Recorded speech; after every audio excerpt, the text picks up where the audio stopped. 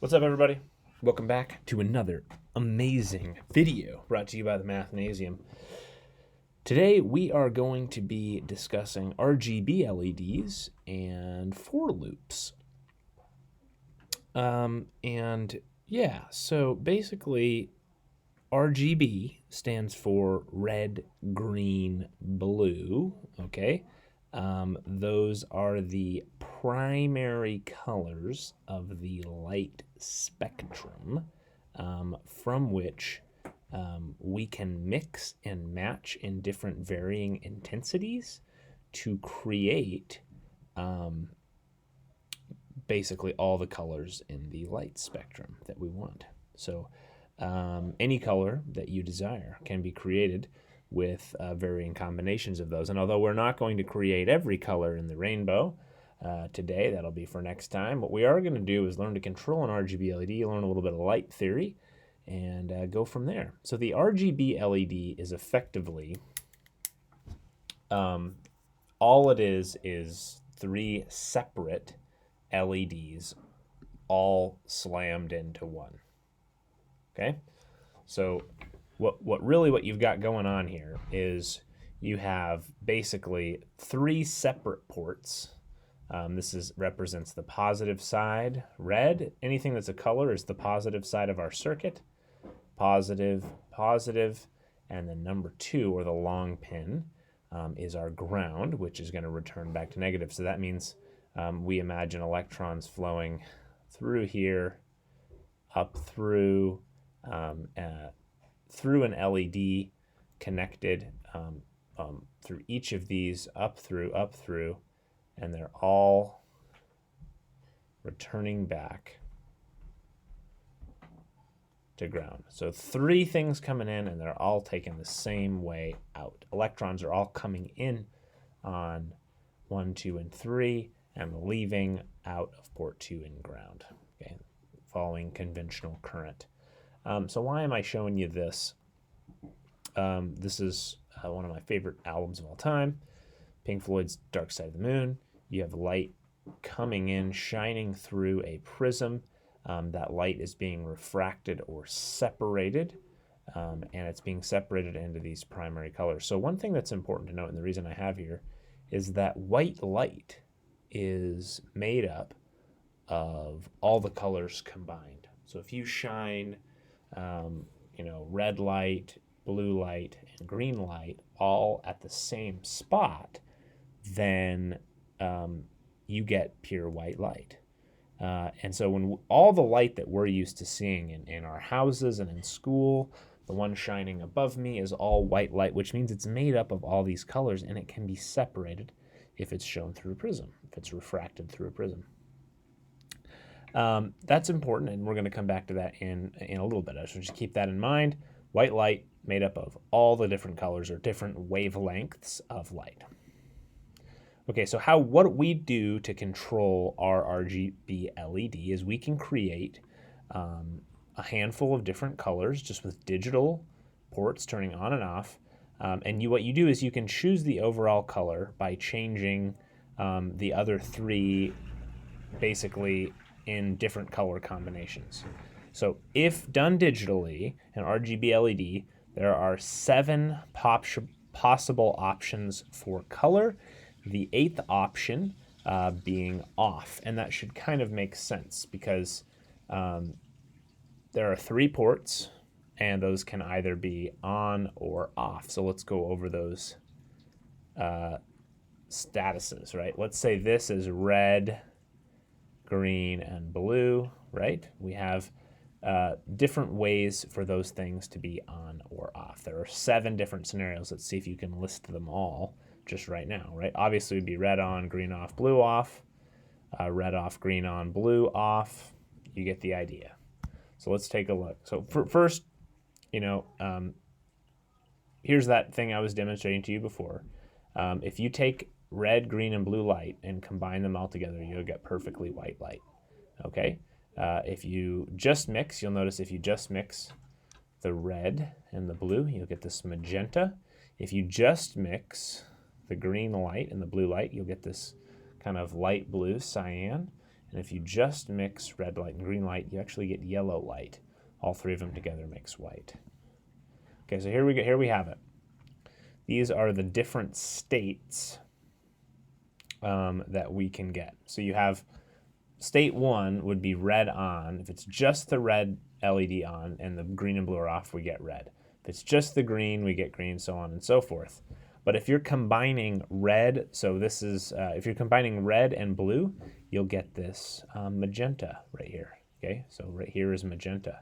If you're combining green and blue, you'll get the cyan. And if you're combining red and green, you get yellow. And if all three are on, you get white. So let's count how many stages that is. That's 1, 2, 3, 4, 5, 6, 7. However, there should be 8, and the 8 is where all of them are off, which is kind of boring. It's like the trivial case. Why are there 8? Well, there has to be 8. If we have 3 colors, how many combinations of 1s and 0s can there be? Well, there are 2 options, 0 and 1 for each slot. 2 options for each slot, so you end up with 2 to the 3rd, which is 8, where the 8th case is where they're all off. Okay, so that's kind of key here. So why is this important to us? Why is this important to programmers and everything else? Well, this may be going back on what you've learned previously in maybe like elementary school art, or you think this is weird. You're like, wait a minute, I thought when I mixed blue and yellow, I got green. And you do when you're talking about pigments, okay? But pigments and light behave physically very differently, okay? When you shine lights together, it actually adds to the light, okay? Shining lights together adds light together, and when you mix pigments, it actually subtracts, basically. So,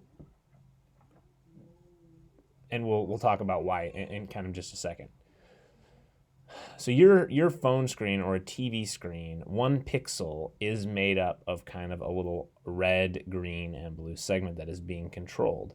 And you can't really see the pixels on our phones or on our monitors unless you get freakishly close. But when I was a little kid, we had a CRT TV. You could stick your face up to it and you could see the red, green, and blue.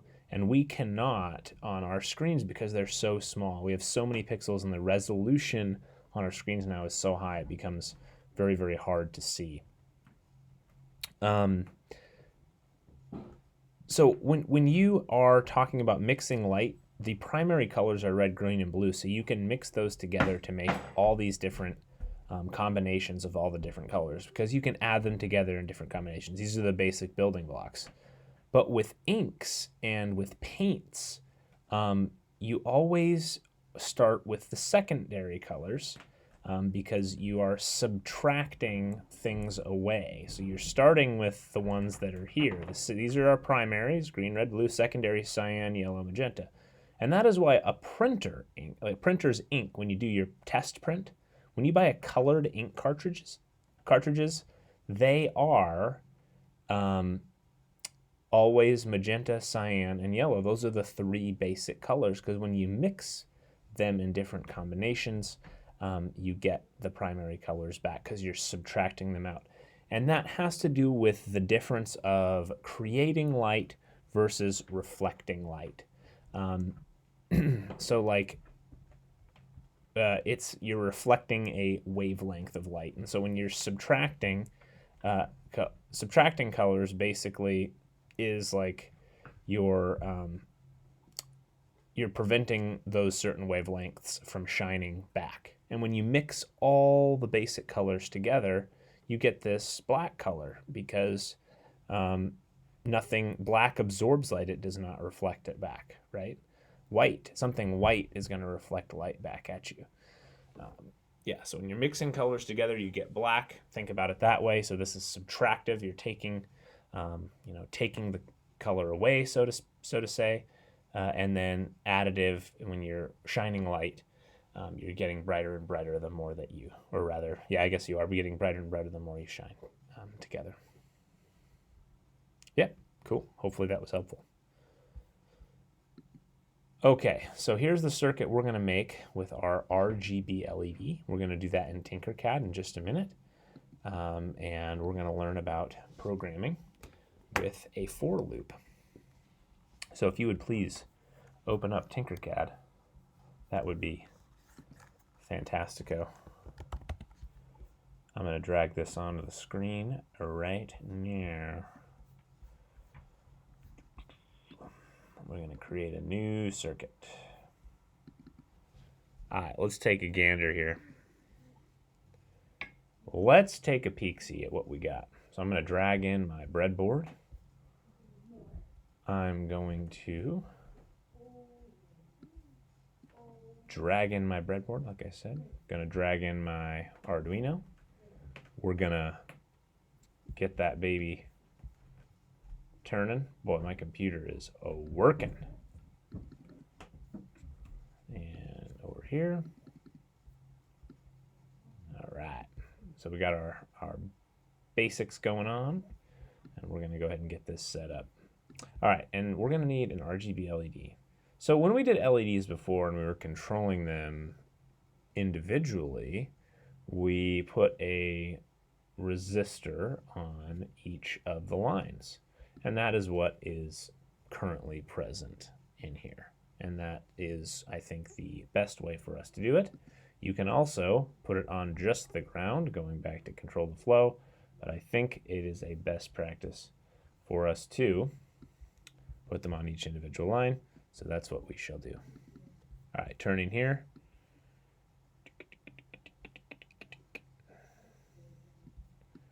All right, so we got our RGB LED. There are 4 pins, and I think they're actually in a different order. They're not in the same order that you have them in your kits. I'm going to leave this the same so I can use it next year and not have to mix things up. But it's actually red, blue, and green on this for whatever reason. Not sure why exactly they did it that way, but they did. All right, and then we're going to need 3 resistors.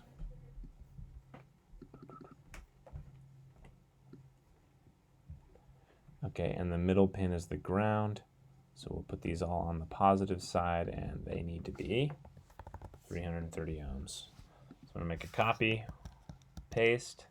So remember that second pin is my ground pin. So we're gonna leave that open, and we'll send that to ground, just like so. Yeah, that makes sense. Okay. Yeah, this works. You know what? This should be fine. I think you can also just control with that pin, but I know you can. But I'm wondering why they're choosing to do this this way, per se.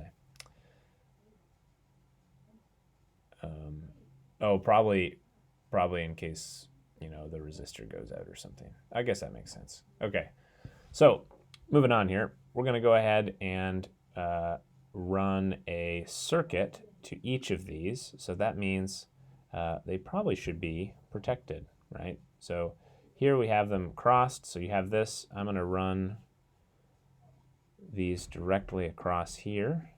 Whoa, just a sec. And then we want ports to be able to control these in particular. So that's going to be coming down like so.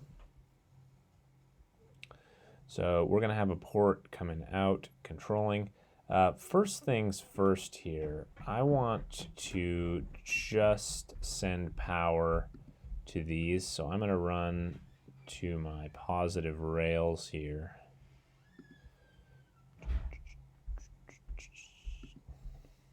I'm going to charge my positive and negative rails. So I got that going for me. And just demonstrate how this works here. Okay, nothing's going to be turning on yet. Let's go ahead and send power. Now, you'll notice if I run from the positive side just up to the left side, that's the red pin, so you should be getting the light turning red. If I were to do red and green simultaneously and start the simulation, again, I'm not opening ports up here, I'm just connecting to the positive rails.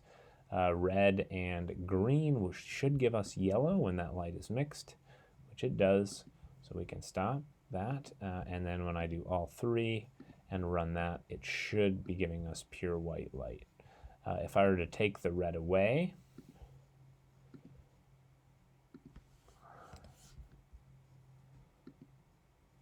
you get cyan and so on and so forth.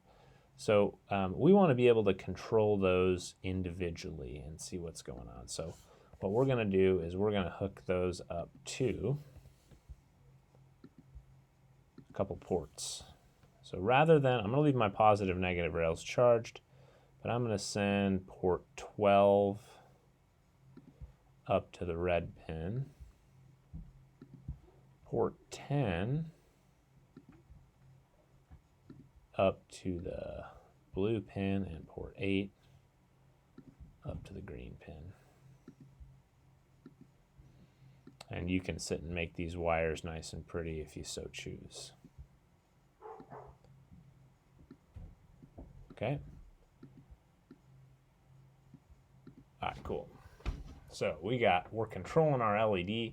The reason I can't run these wires and the resistor is because the wire is going to go directly past the resistor and straight to the LED. So you have to have it separated with those resistors there. Okay, so now we're able to program. We're controlling with port 12, 10, and 8.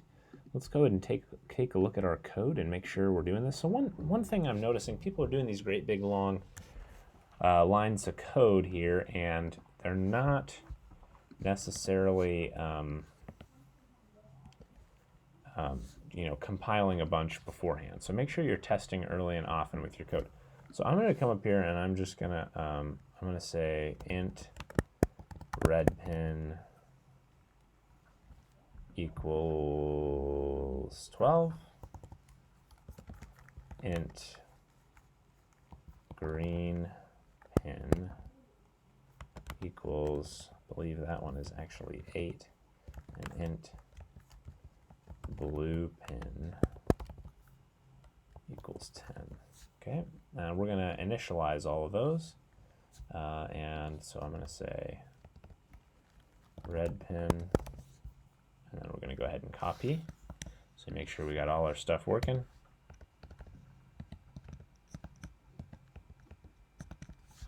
And change that to green and blue. Okay, all right, so now we got to turn things on and off. So let's go ahead and test. Port 13 is not one of them. Let's make that the green pin, just for funsies. Let's make sure our green pin is blinking and make sure we have things lined up correctly. Oh, the grebe pin is not one of them. Classic. Okay, here we go. Green pin had better be working here. Oh, I think I'm gonna have to move this over a smidge. Oh no, the wires. Oh, that's brutal. Start simulation. There we go. Green pin is working. Fantastic. Boy, that just looks atrocious. Green pin's blinking, so it's doing what it's supposed to. Let's look at the code one more time. All right, great. So we've got our RGB LED hooked up and blinking. We can get it cycling through the colors if you want. That's something that can happen. All the primary colors, at least. And then let's go ahead and take a look at this new coding structure. So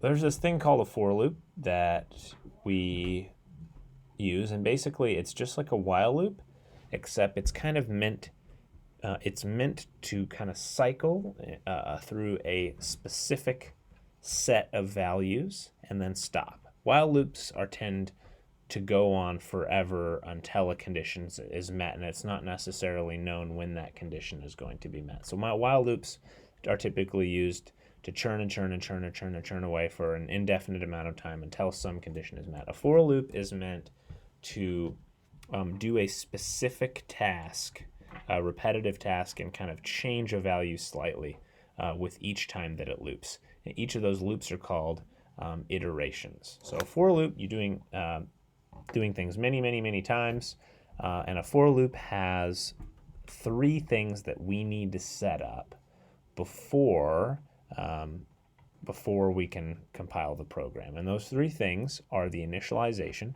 Where does our loop start counting? Okay, usually there's some sort of thing called an iteration variable. An iteration variable is there to be as a counter and slowly change as the loop is going through. So we have an initialization where we introduce our iteration variable. We have a condition, and the condition lets us know when we are looping. So it lets us know when are we going to continue looping. And then we have an increment. So this is a while loop has a condition, right? And we have an increment which tells us how do we change our iteration variable every time the loop iterates. So this can be an increment. It can also be a decrement, which means as every loop you can have something decrease, or it could be every time you loop you have something increase. That's how a for loop works. So you define a variable, you set a value, you say how we're using that value, that iteration variable, how long do we want this loop to run, kind of, is what is determined by the condition, or when we are looping. And then the increment tells us how do we approach the condition, how do we approach while we're looping. So let's take a look at my example. So here's our iteration variable, x. I've given it a name, and you can introduce it directly in this line, which I'll do in the program. So x is 10, and I want my for loop to run while x is less than 100. So basically, we use for loops when we want to do a fixed number of loops a lot of the time, okay? We want to loop while x is less than 100, and then we want to increase, okay? And we're going to increase from there. Now, it is always, I think the iteration variable is going to check. It introduces, it checks the condition, and then it enters into the loop. And so once this is false, it is going to exit the loop and it will not continue.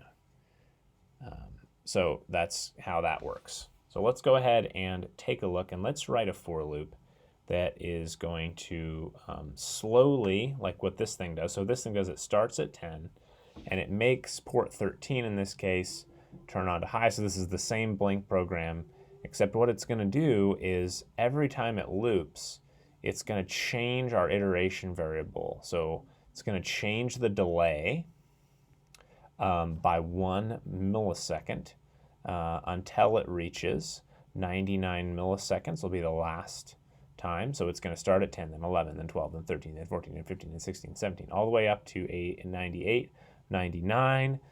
It's going to have a 99 millisecond pause, and then it is going to hit 100 and exit the for loop.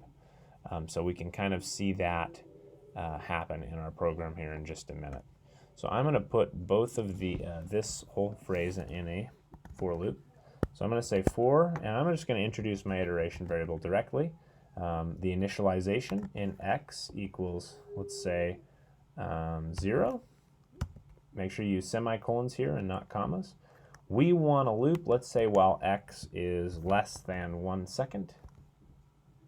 Okay, and then we want to increase each loop by, let's say, 10 milliseconds. Boy, that's a lot of loops. Shouldn't be too long. We'll take a look. 4, okay, and then we're going to come down here and put our in brackets. One thing to note,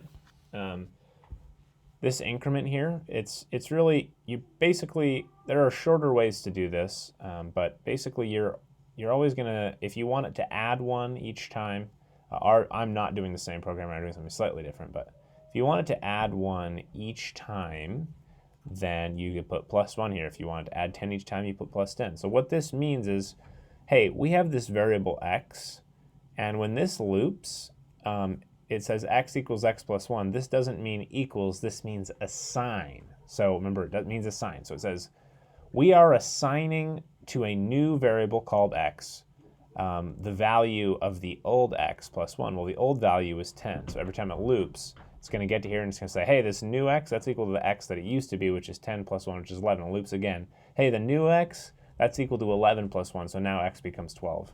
And that's kind of how it loops over and over again. So for our program, let's go ahead and take a look at how this loops. And yeah, I know we have the void loop, so this for loop is going to repeat over and over again. The delay is currently set to 1, so it's going to blink for 1 second. I'm not going to do anything too crazy different here. So I'm going to slap in x in place. So when it starts, there should be almost no delay.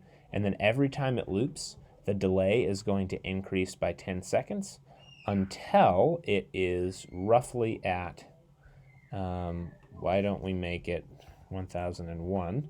So the last loop is at 1000. Okay? We could also have done less than or equal to there. Let's go ahead and run the simulation. So it's blinking really fast, really fast, really fast. It's adding. It's really hard to see. Okay, so it's adding 10 milliseconds each time it loops, and it's taken a while.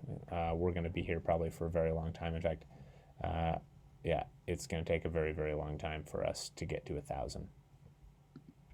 So let's go ahead and stop, and let's say our end is actually maybe 300. And then let's run the simulation one more time. Blink, blink, blink, blink, blink, really fast, really fast, really fast. It's slowing down, slowing down, slowing down, slowing down, slowing down, and then it's going to get to a spot where it restarts, which it just did. Okay, it's harder to see. It's much more satisfying to see this with an actual LED. You can see the light slowly slowing down its blink speed as you kind of continue. Okay, so that's how we get our for loop to work. We can also, use a for loop to do something like select the port that we are turning on. So maybe my delay is fixed, right? Maybe my delay is 1 second.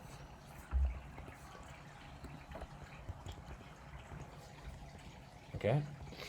Maybe what I actually want to do is cycle through the different ports that are being plugged in. Okay, so let's go ahead and actually, green pin, let's go ahead and change that to X. Oh boy. So we'll start X at, let's maybe even start it at 12.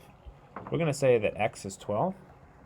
And what I want to do is every time this loops, I want to, so I go from 12 to 10 to 8, I'm going to subtract 2, and I want it to stop, or I want it to loop while x is greater than or equal to 8. So that's the last one. So it starts at 12, it loops once at 12, it's going to go down the program, turn on port 12, turn off port 12, going to come back to the top, it's going to take away 2, because 12 is still greater than or equal to 8, and so it'll subtract 2 and run it with x at 10. And then from there, it's going to be turning on port 10 and then turning off port 10, getting back, and it's going to increment, and it's going to check. So that is now at 8, which it should run for port 8. And turn all those on. So we should see it go from port 12 to port 8, port 10 to port 8, which means it should go red, blue, and then green as it cycles through on for 1 second fixed amount of time. So red, off, blue off, green off. Okay. Yep. Okay, great. Now, if you wanted it to go in reverse order, you would need it to start at 8. You would be increasing by 2, and you want it to loop while it is less than or equal to 12. Okay. All right, so here we go. So less than or equal to 12, let's run it. So now it should start at port 8, which is my green, and then it should go to blue and then red. Green, blue, red. Stellar. Stellar. Excelente. Real quick, let's take a look back. If you're having a problem like it doesn't look like you're reaching the end of your for loop, it might be that your condition is off. So, for example, if I were to go like this for this program, so I start at 8, I increase by 2, it goes to 10. What if I had this backwards?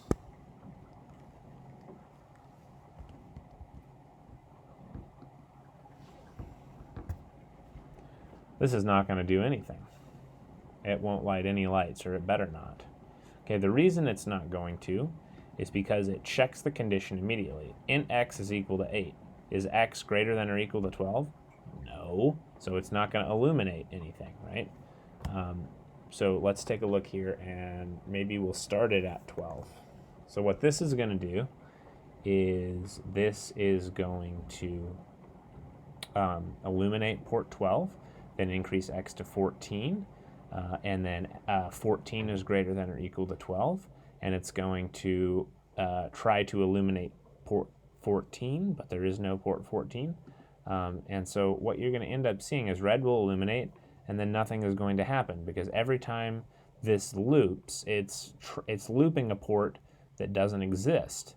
And it's actually never going to illuminate the red LED again, because this number is always increasing by 2. It's never going to finish the for loop, because it is impossible when you are increasing to make this condition false. You'll always be counting up 14, 16, 18, 20, and you'll never reach a number that is less than 12. So just be careful, or you'll never, basically you're never going to hit a stopping point. So just be careful of the direction of your inequality there, or else you might create an infinite loop. Okay, guys, that's it for RGB LEDs and for loops. Hopefully that was helpful. For loops are an unbelievably useful structure. They're much more kind of customizable than a while loop, and you can really, you can have a while loop behave the same way. It just takes a little bit more work. So for loops are awesome when you want to go over or across. It's called traversing in programming. Thanks for watching, guys. Look forward to seeing you in class.